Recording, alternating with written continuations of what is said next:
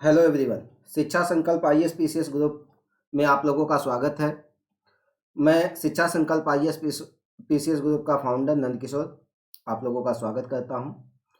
मैं अपने टीम से आप लोगों को परिचित करवा दूं। मेरी टीम में अभिषेक मिश्रा सर हैं जो आपको साइंस टेक वाला पोर्शन पढ़ाएंगे।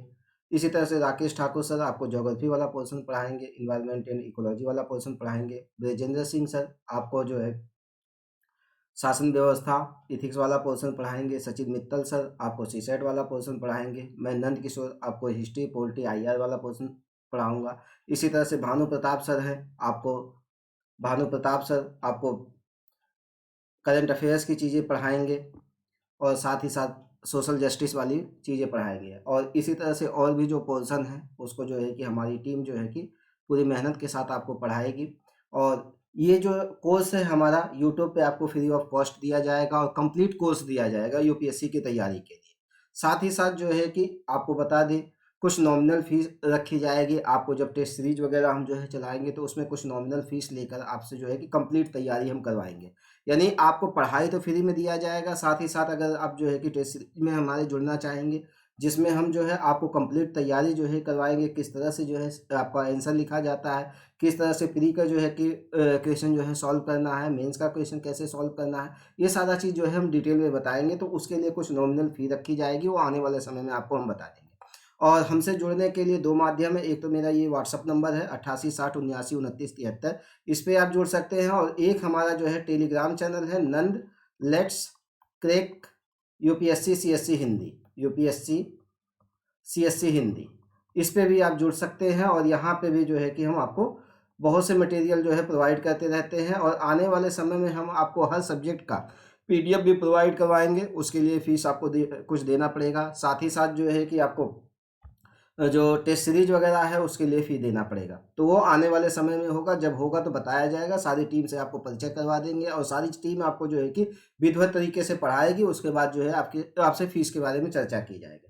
तो इस समय मैं मौलिक अधिकारों को पढ़ा रहा हूँ और मौलिक अधिकारों के विषय में हमने जो है कि काफ़ी चर्चा कर लिया है। आज से हम जो है क्या करेंगे, एक एक जो है अनुच्छेद को लेंगे। जो मौलिक अधिकार है उसमें आप देखेंगे कि एक एक अनुच्छेद को जो है आपको पढ़ाया जाएगा और उसमें बताया जाएगा किस अनुच्छेद में क्या क्या चीज़ें दी गई है। जैसे आप जानते हैं कि जो हमारा मौलिक अधिकार है संविधान के भाग 3 में है।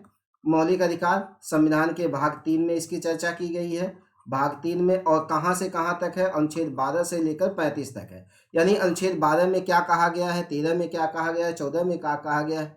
इस तरह से जो है कि देखेंगे हम 35 तक अनुच्छेदों में क्या कहा गया है। यानी भाग 3 को हम पढ़ रहे हैं और बहुत ही इंपॉर्टेंट है ये आपका प्री के पॉइंट ऑफ व्यू से, मेंस के पॉइंट ऑफ व्यू से, यहाँ तक कि जब आप इंटरव्यू देने जाते हैं तो वहाँ पे भी जो है कि बहुत महत्वपूर्ण है। इसलिए मैं जो है कि जो चीज़ों को पढ़ाऊँगा उसमें जो है प्री भी इंक्लूड होगा, मेंस की भी चीज़ें इंक्लूड होगी और साथ ही साथ जो है इंटरव्यू में भी जो है कि चीज़ें आपके काम आएँगी। तो हमारे साथ जो है थोड़ा सा शब्द बना के आपको चलना पड़ेगा और सारी चीज़ों को हम डिटेल में पढ़ाएँगे। तो सबसे पहले हम देखते हैं अनुच्छेद 12 में क्या कहा गया है।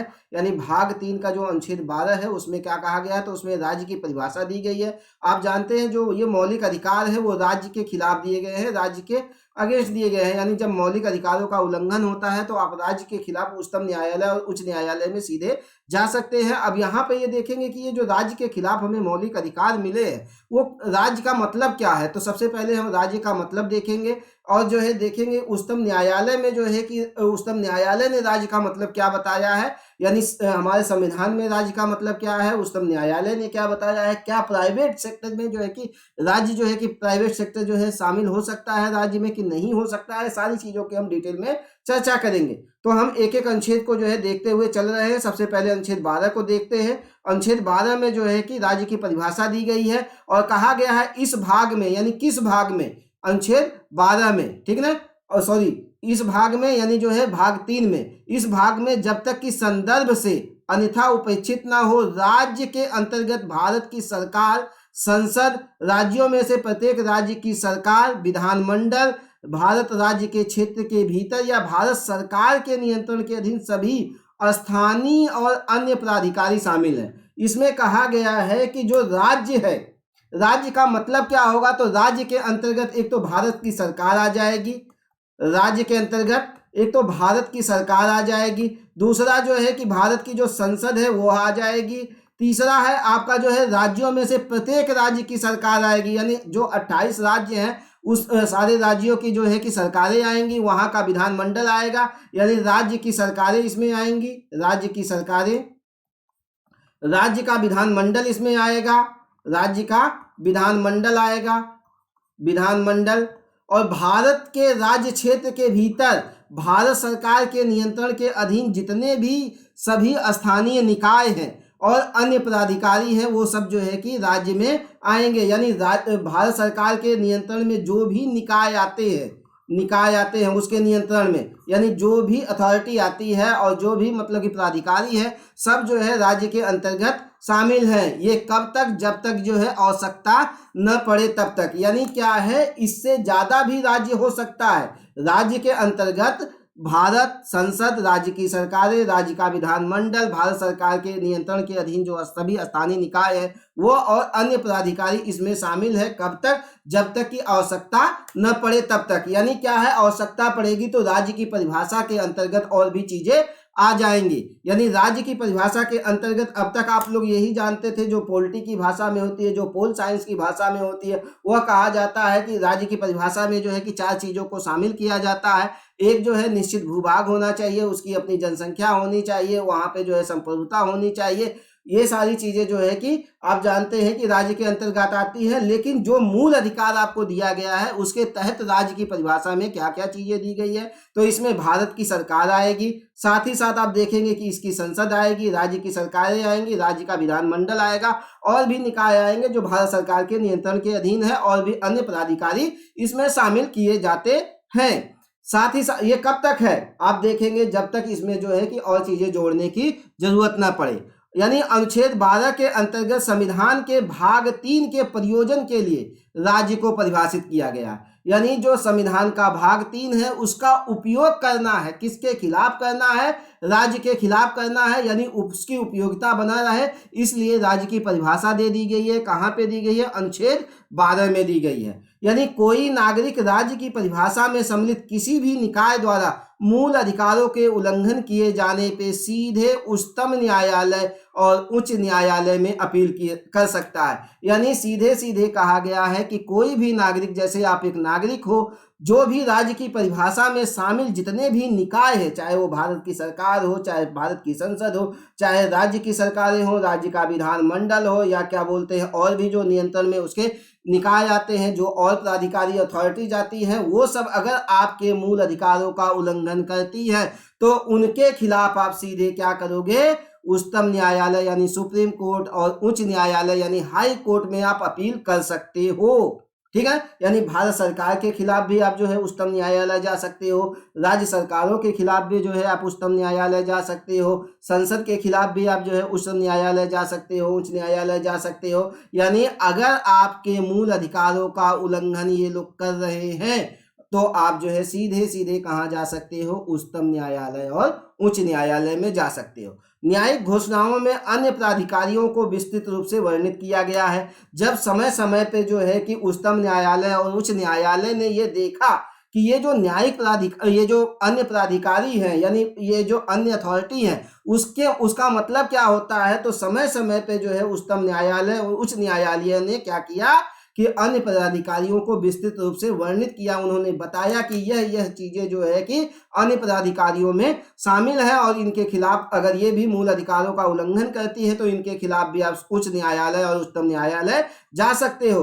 राज्य की यह परिभाषा निःशेषकारी नहीं है, यानी क्या है कि यह यहीं पे समाप्त नहीं होती है। ये जो परिभाषा है कि इसमें जो है आपका भारत सरकार शामिल है, संसद शामिल है, उच्चतम न्यायालय आपका जो है कि राज्य सरकार शामिल है, राज्य के विधानमंडल शामिल है, जो और निकाय है वो शामिल है, यहीं तक ये परिभाषा नहीं है, बल्कि यह क्या है, यह समावेशक भी है, यानी समय समय पे इसका विस्तार किया जा सकता है, राज्य के अंतर्गत और भी चीजें शामिल की जा सकती है। इसके अंतर्गत संसद, संघीय सरकार, राज्य विधायिका, राज्य कार्यपालिका, स्थानीय अधिकारी आदि शामिल हैं। यानी संसद, संघीय सरकार, राज्य विधायिका, राज्य कार्यपालिका, स्थानीय अधिकारी इसके अंतर्गत शामिल होते हैं। और साथ ही साथ आप देखेंगे कि अन्य प्राधिकारियों के अंतर्गत कौन कौन से निकाय शामिल होते हैं उसको भी देख लेते हैं। तो इसके अंतर्गत विधि के तहत गठित वैधानिक शक्तियों का प्रयोग करने वाले निकाय, यानी जो है कानून बना के कोई जो है कि आपका जो है कि ऐसा निकाय बनाया गया है जो वैधानिक शक्तियों का प्रयोग करते हैं, वो भी अगर आपके मूल अधिकारों का उल्लंघन करते हैं तो उनके खिलाफ आप जो है कि कहाँ जा सकते हो, सुप्रीम कोर्ट और हाई कोर्ट जा सकते हो। यानी अन्य पदाधिकारियों के तहत क्या है, विधि के तहत जो आपको जो है कि निकाय गठित होंगे जो वैधानिक शक्तियों का प्रयोग करते हैं, उनके खिलाफ आप सुप्रीम कोर्ट और हाई कोर्ट जा सकते हो मूल अधिकारों के मांग के लिए। सरकार द्वारा पर्याप्त वित्तीय सहायता प्राप्त करने वाले निकाय, यानी सरकार किसी को जो है मतलब पर्याप्त जो है वित्तीय सहायता प्राप्त करती है, किसी ऐसे जो है निकाय को, किसी ऐसी बॉडी को जो है अगर वो पैसा जो है कि पर्याप्त देती है तो उसके खिलाफ भी आप जो है कि मूल अधिकारों की डिमांड कर सकते हो। सरकारी कार्यों का निष्पादन करने वाले जो निकाय हैं, यानी जो भी सरकारी कार्यों का काम सरकारी कार्यों को कर रहे हैं, उनके खिलाफ भी आप जो है कि जा सकते हो। यानी राज्य की परिभाषा में ये लोग भी शामिल हैं। सरकार के नियंत्रण के अधीन जो निकाय हैं उनके खिलाफ भी आप जो है कि जा सकते हो। यानी अन्य पदाधिकारी जो राज्य के अंतर्गत शामिल है वह कौन कौन से शामिल होंगे, तो विधि के तहत जो गठित वैधानिक शक्तियों का प्रयोग करने वाले निकाय हैं वो जो है राज्य के अंतर्गत शामिल होंगे अन्य पदाधिकारियों के तहत। सरकार द्वारा जो पर्याप्त वित्तीय सहायता प्राप्त करने वाले निकाय हैं वह भी राज्य के अंतर्गत शामिल होंगे। सरकारी कार्यों का जो निष्पादन करने वाले निकाय हैं वह भी जो है अन्य पदाधिकारियों के तहत राज्य की परिभाषा में शामिल होंगे। सरकार के नियंत्रण के अधीन जो निकाय है जो क्या है, राज्य की परिभाषा के अंतर्गत शामिल हैं। और वहीं पर देखेंगे कि उच्चतम न्यायालय ने क्या किया है, उच्च न्यायालय ने क्या किया है, समय समय पे राज्य को जो है अभी निर्धारित किया है कि ये चीजें भी राज्य के अंतर्गत शामिल होंगी। अब यह देखा जाएगा कि राज्य के अंतर्गत शामिल करने के लिए किन किन चीजों की आवश्यकता है, कौन सी चीजों की वो मतलब की आवश्यकता होती है कि उसको कौन सी चीजें जो है कि उस चीज को अगर वो फुलफिल करते हैं तो राज्य के अंतर्गत शामिल हो जाएंगे, उसको अभी हम बता रहे हैं। लेकिन यह देख लीजिए कि न्यायालय के निर्णय द्वारा राज्य को अभी निर्धारित किया गया, यानी न्यायालय ने भी समय समय पे बताया है कि कौन कौन सी चीजें जो है क्या है राज्य के अंतर्गत शामिल है। तो राज्य अधिनियम के अधीन पंजीकृत जो सोसाइटियां हैं उनके द्वारा जो इंजीनियरिंग प्रादेशिक इंजीनियरिंग महाविद्यालय है वह भी राज्य के अंतर्गत आ जाएंगे।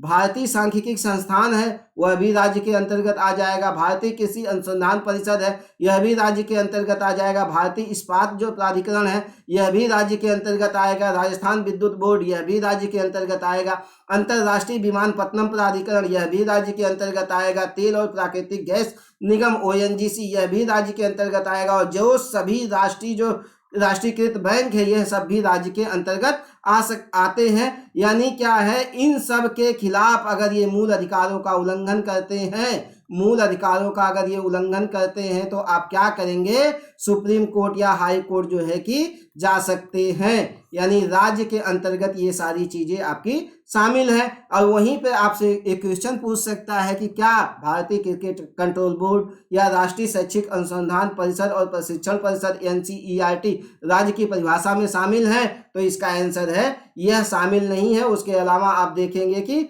ये जो प्रादेशिक इंजीनियरिंग विद्यालय होता है, मानव भारतीय सांख्यिकी संस्थान होता है, भारतीय कृषि अनुसंधान परिषद है, ये सब जो है राज्य के अंतर्गत शामिल हैं। लेकिन यह ध्यान रखिएगा क्योंकि ये मतलब कि आपका ये इसमें शामिल नहीं है, तो यहाँ से क्वेश्चन आपसे पूछ सकता है कि भारतीय क्रिकेट कंट्रोल बोर्ड क्या राज्य की परिभाषा के अंतर्गत शामिल है, तो नहीं शामिल है।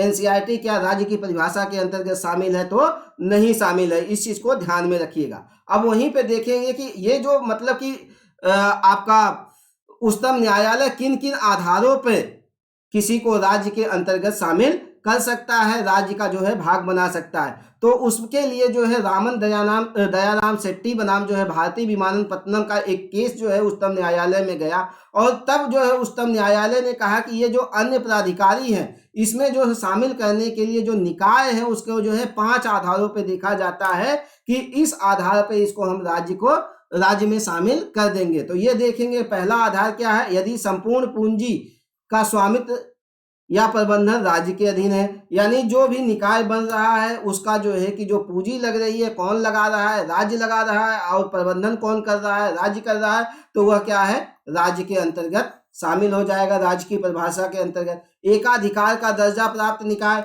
यानी कोई ऐसा निकाय है जिसको जो है कि भारत सरकार ने एकाधिकार का दर्जा प्राप्त कर दिया है, उसको जो है दर्जा दे दिया है कि यह जो है कि इस क्षेत्र में काम करेगा, तो वह भी निकाय जो है राज्य के अंतर्गत शामिल हो जाएगा। यदि सरकार का कोई भी भाग किसी निगम के तत्वावधान में हो, यानी सरकार का कोई जो है कि भाग अगर जो है किसी निगम के जो है अंतर्गत जो है काम करता है, तो वह भी जो है राज्य की परिभाषा के अंतर्गत शामिल होता है। किसी निकाय की जो कार्यात्मक प्रकृति होती है, मूल रूप से अगर वो सरकारी है, तो वह भी राज्य की परिभाषा के अंतर्गत शामिल होगी।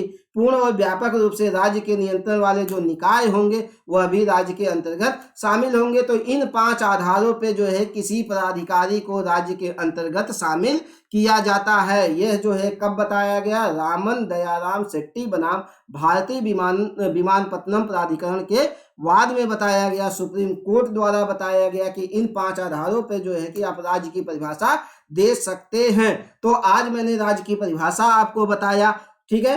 अनुच्छेद 12 के तहत कल जो है अनुच्छेद 13 को जो है मैं लूंगा और उसमें बताऊंगा कि जो राज्य अल्पीकरण, जो मूल अधिकारों का अल्पीकरण है, क्या वह हो सकता है कि नहीं हो सकता, उसकी हम चर्चा करेंगे। लेकिन उसकी चर्चा करने से पहले आपको जो है कि हम बताएंगे कि क्या राज्य की परिभाषा के तहत जो निजी निकाय है वह भी शामिल है कि नहीं है।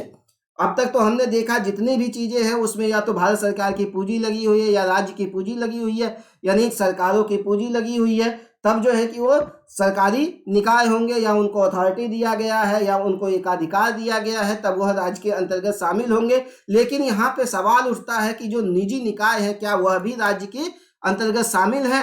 तो इसको हम जो है कि अगली क्लास में देखेंगे।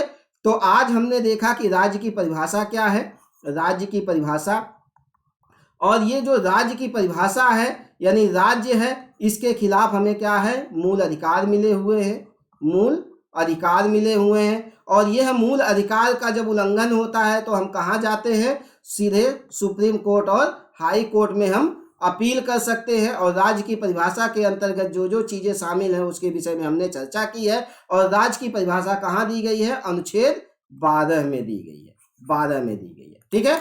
तो कल अनुच्छेद 13 पढ़ेंगे, ठीक है। तो ये मेरा टेलीग्राम चैनल है Nand let's crack UPSC CSC Hindi, इससे भी आप जुड़ सकते हैं। ये मेरा चैनल है शिक्षा संकल्प ग्रुप, आप इस पे भी जो इसको सब्सक्राइब कर लीजिएगा। वीडियो पसंद आ रही है तो लाइक करिए, इसको शेयर करिए और दोस्तों से भी बोलिए और इसको जो है सब्सक्राइब कर लें, ठीक है। तो अगली क्लास में मैं मिलता हूं और मैं आपको बता दे रहा हूं कि हमारा जो कोर्स है वो free of cost YouTube channel पे चलेगा। पेड जो है कि हमारा जो चलेगा वो हमारी ऑफलाइन क्लासेस चलेंगी या कुछ ऑनलाइन चीज़ें होंगी पेड की, उसको हम जो है आने वाले समय में आपसे हम चर्चा कर लेंगे। और साथ ही साथ जो है कि अगर टेस्ट सीरीज आप लोगों को करना है तो उसकी फ़ी हम बता देंगे। उसमें डेली आपका जो है कि क्वेश्चन आंसर राइटिंग आप जो है करेंगे, उसको जो है हमारे जो एक्सपर्ट जो टीचर हैं वो चेक करेंगे। उसमें हम आपको बताएंगे, प्री की भी तैयारी करवाएंगे, मेंस की भी तैयारी करवाएंगे और साथ साथ जो है इंटरव्यू किस तरह से जो है फेस करना है, सारी चीज़ों को हम डिटेल में चर्चा करेंगे। लेकिन जो क्लास करनी है आपको फ्री ऑफ कॉस्ट हमारी जो है यूट्यूब चैनल पे, इसी चैनल पे चलेगी और हर सब्जेक्ट की चलेगी। धन्यवाद। अगली क्लास में मैं मिलता हूँ आप लोगों से।